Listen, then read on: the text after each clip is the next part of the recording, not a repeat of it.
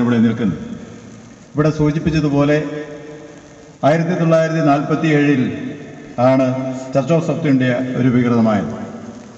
അതിനുശേഷം church of north India എന്ന പേരിൽ മറ്റൊരു ഐക്യസഭയും കൂടെ രൂപീകൃതമായി.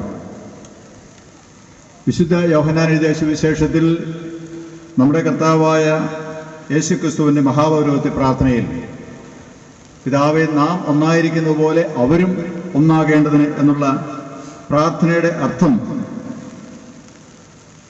മനസ്സിലാക്കി, അല്ലെങ്കിൽ പരിശുദ്ധാത്മാവിൻ്റെ പ്രത്യേകമായിട്ടുള്ള ഒരു വെളിപ്പെടുത്തലിൽ ഏതാണ്ട് 16 വർഷത്തോളം നീണ്ട പ്രാർത്ഥനയ്ക്ക് ശേഷം അന്നത്തെ സഭാപിതാക്കന്മാർ, അങ്ങനെയാണ് ഈ സഭ രൂപീകൃതമായത്. ഒരുപക്ഷെ നമ്മിൽ പലർക്കും ഇതിനെക്കുറിച്ച് എങ്ങനെ എന്ന് അറിയത്തില്ലായിരിക്കാം. ചുരുക്കമായിട്ടൊന്ന് പറയട്ടെ. മഴയുടെ അല്പമായൊരു ശല്യം ഉണ്ടെങ്കിലും മഴ നനയാതെയൊക്കെ ഇരിക്കണമേ എന്ന് പ്രത്യേകമായിട്ട് ഓർമ്മിക്കും. വ്യത്യസ്തമായ 4 പാരമ്പര്യങ്ങളാണ് CSI സഭയിൽ ഉള്ളത്. പാരമ്പര്യങ്ങൾ എന്ന് പറഞ്ഞാൽ മുമ്പ് ഇവിടെ സൂചിപ്പിച്ചതുപോലുള്ള ആംഗ്ലിക്കൻ പാരമ്പര്യമാണ് ഒന്ന്.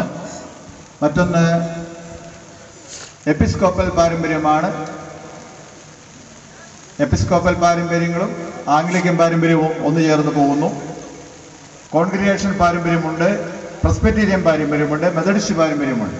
പാരമ്പര്യം പറയുമ്പോൾ എങ്ങനെയാണ് നമുക്ക് മനസ്സിലാക്കാൻ, സാധാരണക്കാർക്ക് മനസ്സിലാക്കാൻ എളുപ്പത്തിൽ ബിഷപ്പന്മാരുള്ള സഭകളും ബിഷപ്പന്മാരില്ലാത്ത സഭകളും അച്ഛന്മാരുള്ള സഭകളും അച്ഛന്മാരില്ലാത്ത സഭകളും കോൺഗ്രിഗേഷൻ ബാക്ക്ഗ്രൗണ്ട്, അങ്ങനെ ഉള്ള വ്യത്യസ്തമായ പാരമ്പര്യങ്ങൾ ഒന്നു ചേർന്നതാണ് ഈ സഭ രൂപീകൃതമായത്. അതുകൊണ്ട് തന്നെ അതിൻ്റേതായൊരു പ്രത്യേകത അതിനുണ്ട് എന്ന് ഞാനിത് സമയത്ത് ഓർപ്പിക്കട്ടെ. എല്ലാ വിഭാഗം ആളുകളും, എല്ലാ വിഭാഗത്തിൽപ്പെട്ട സഭാ പാരമ്പര്യങ്ങളിൽപ്പെട്ട ആളുകളും ഇതിനകത്ത് ഉണ്ട്. ഏതാണ്ട് എല്ലാവരെയും ഇതിൽ ഉൾക്കൊള്ളിക്കുന്നു അല്ലെങ്കിൽ ഉൾപ്പെടുന്നു എന്ന് സാരം. കേരളത്തെ സംബന്ധിച്ച് നോക്കുമ്പോൾ നമ്മുടെ ഇവിടുത്തെ പാരമ്പര്യ സിറിയൻ സഭകളിൽ നിന്ന്, അതുപോലെ മറ്റ് അതിനോട് ചേർന്ന് വരുന്ന പാരമ്പര്യ സഭകളിൽ നിന്നും മിഷണറിമാരുടെ പ്രവർത്തനഫലമായി വിശ്വാസത്തിലേക്ക് വന്ന ജനങ്ങളും എല്ലാവരും ചേർന്നാണ് ഈ സഭ രൂപീകൃതമായത്.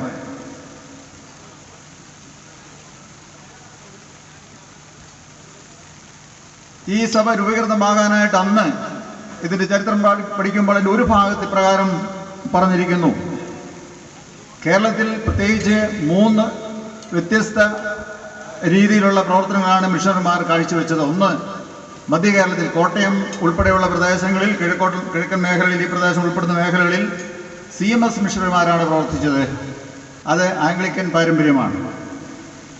തെക്കൻ കേരളത്തിൽ അല്ലെങ്കിൽ തിരുവനന്തപുരം തൊട്ടുള്ള തെക്കോട്ടുള്ള പ്രദേശങ്ങളിൽ LMS ബാക്ക്ഗ്രൗണ്ടാണ്, ലണ്ടൻ മിഷനാണ് പ്രവർത്തിച്ചത്. വടക്കൻ കേരളത്തിൽ BMS ബാസൽ മിഷനാണ് പ്രവർത്തിച്ചത്.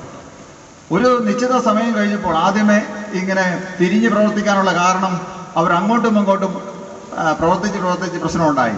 അപ്പോൾ പറഞ്ഞു, അങ്ങനെ ചെയ്യരുത്, ഓരോരോ പ്രദേശങ്ങൾ അവർക്ക് വീതിച്ചു കൊടുത്തു എന്ന് വേണേൽ നമുക്ക് പറയാം. അങ്ങനെ പോയി കണ്ടിരുന്നപ്പോൾ വീണ്ടും പ്രശ്നമുണ്ടായി. ഇവർ പറയുന്ന, ഈ മിഷണറിമാർ പറയുന്ന അല്ലെങ്കിൽ വിശ്വാസികൾ പറയുന്ന കർത്താവ് ആരാണ്? അക്രൈസ്തവരുടെ ഇടയിലുണ്ടായ ഒരു തർക്കമാണ്, അല്ലെങ്കിൽ അവരെ വിശ്വാസത്തിലേക്ക് വരുന്നതിന് തടസ്സം നിന്നതാണ്. CMSകാർ പറയുന്ന യേശുവിനെ വിശ്വസിക്കണമോ, BMSകാർ പറയുന്ന യേശുവിനെ വിശ്വസിക്കണമോ, LMSകാർ പറയുന്ന യേശുവിനെ വിശ്വസിക്കണമോ? അതുകൊണ്ട് അവർ പറഞ്ഞു, നിങ്ങളൊരു കാര്യം ചെയ്യേ, നിങ്ങൾ ഏതെങ്കിലും ഒന്നിലൊന്ന് ഐക്യപ്പെടുക, ഞങ്ങളങ്ങ് മാറി നീക്കാം എന്ന് പറഞ്ഞു. അപ്പം അത് സുവിശേഷത്തിൻ്റെ വ്യാപനത്തിന്, യേശുവിനെ സമൂഹത്തിൽ കൃത്യമായി ലോകരക്ഷകൻ എന്നുള്ളത് പ്രസന്റ് ചെയ്യുന്നതിന് തടസ്സമായി വന്നപ്പോൾ അന്നു മുതലാണ് ഐക്യപ്രസ്ഥാനങ്ങളെക്കുറിച്ച് ആരംഭം തുടങ്ങിയത്.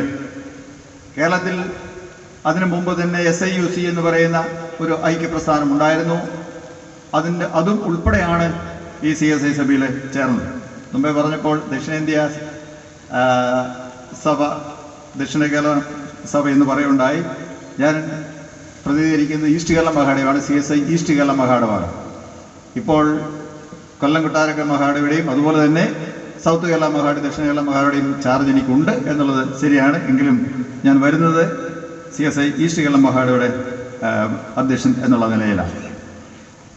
യേശുവിനെ സമൂഹത്തിൽ കൃത്യമായി പ്രദർശിപ്പിക്കാൻ പറ്റാതിരുന്ന കാലഘട്ടങ്ങളിൽ അതിനൊരു റെമഡി ആയിട്ടാണ്, അതിനുള്ള ഒരു പരിഹാരമായിട്ടാണ് നമ്മൾ ഒന്നായിട്ട് നിൽക്കണമെന്നുള്ള ആശയം വന്നത്. അങ്ങനെ ഒരുപക്ഷെ വായിച്ചപ്പോഴായിരിക്കണം പിതാക്കന്മാർക്ക് അങ്ങനെ തോന്നിയത് ഈ കർത്താവിൻ്റെ മഹാപുരോഹിത പ്രാർത്ഥന, യേശുവിൽ വിശ്വസിക്കുന്ന എല്ലാവരും ഒന്നായി തീരണം എന്നുള്ളത്. അത് എല്ലാ കാലത്തും പ്രശസ്തമായ കാര്യമാണ്. ഇന്നല്ലെങ്കിൽ നാളെ അതങ്ങനെ ഉണ്ടാകും എന്നുള്ള കാര്യത്തിൽ യാതൊരു തർക്കവുമില്ല. ഒരുപക്ഷെ നമ്മൾ ഉദ്ദേശിക്കുന്നത് പോലെയുള്ള എല്ലാവരും ഒന്നായി തീരുക എന്നുള്ളതെന്ന് പറഞ്ഞാൽ ആദ്യം വേണ്ടത് പരസ്പരമായിട്ടുള്ള അംഗീകാരങ്ങളാണ്. അതിനെ ഞാൻ സഭാ മക്കളെ ഉപദേശിക്കുമ്പോൾ ഇങ്ങനെ പറയും, മറ്റ് സഭകളിൽ പറയുന്ന ആൾക്കാരോട് ചേർന്ന് പറയുമ്പോൾ അവരോടും പറയും, നമ്മൾ അതാത് സഭകളിൽ ഉറച്ചു നിൽക്കണം. കാത്തലിക് സഭകളിലാണെങ്കിൽ അവിടെ അവർ ഉറച്ചു നിൽക്കണം. മാർത്തോമാക്കാരാണ് അവരെ ആ സഭയിൽ ഉറച്ചു നിൽക്കണം. മറ്റ് യാക്കോബ സഭ, ഓർത്തഡോക്സ് സഭയാണ് അവർ ആ സഭയിൽ ഉറച്ചു നിൽക്കണം. CSIക്കാരൻ ആ സഭയിൽ ഉറച്ചു നിൽക്കണം. അതിൻ്റെ അച്ഛന്മാർക്കും അതുപോലെ തന്നെ പിതാക്കന്മാർക്കുമുള്ള ചുമതലയുണ്ട്. ആ സഭയെക്കുറിച്ചുള്ള ചരിത്രവും അതിൻ്റെ ഉപദേശങ്ങളും അതിൻ്റെ അടിസ്ഥാന പ്രമാണങ്ങളും നിശ്ചയമായി കുഞ്ഞുങ്ങളെ ചെറുപ്രായത്തിൽ തന്നെ പഠിപ്പിക്കണം. എങ്കിൽ മാത്രമേ സഭയെക്കുറിച്ച് അവർക്ക് അറിയത്തുള്ളൂ. സമൂഹത്തിൽ അവരിറങ്ങുമ്പോൾ വ്യത്യസ്തങ്ങളെ കാണുമ്പോൾ അവരുടെ സഭകളിൽ ഉറച്ചു നിൽക്കാനായിട്ട് സാധിക്കുള്ളൂ. എല്ലാ സഭകളും ഉയർത്തുന്നത് ഈ ദൈവവിശ്വാസമാണല്ലോ, അതുകൊണ്ട് അത് നമ്മൾ പറയണം എന്ന് ഞാൻ പറയാറുണ്ട്. പലപ്പോഴും അതിൽ ഞങ്ങൾ ഉൾപ്പെടെ പരാജയപ്പെട്ട് പോകുന്നുണ്ട്. ഒരുപക്ഷെ കാത്തലിക് സഭ അതിൽ കുറെ കൂടെ മെച്ചമാണ് എന്നാണ് എൻ്റെ അഭിപ്രായം. ചെറുപ്രായത്തിൽ തന്നെ കുഞ്ഞുങ്ങളെ വിശ്വാസം പഠിപ്പിക്കുന്നത്. അതുകൊണ്ട് യാതൊരു വിധമായ ദോഷവുമില്ല. അഭിനയ കലർങ്ങാട് പിതാവ് അങ്ങനെ സഭാമക്കളെ ഒന്ന് ഉപദേശിച്ചപ്പോൾ ഉണ്ടായ കോലാഹലങ്ങളൊക്കെ ഒരുപക്ഷെ നമുക്കറിയാം. അതിൻ്റെ അകത്ത് യാതൊരു തെറ്റുമില്ല എന്നാണ് എൻ്റെ അഭിപ്രായം. കാരണം അത് അവരുടെ കടമയാണ്.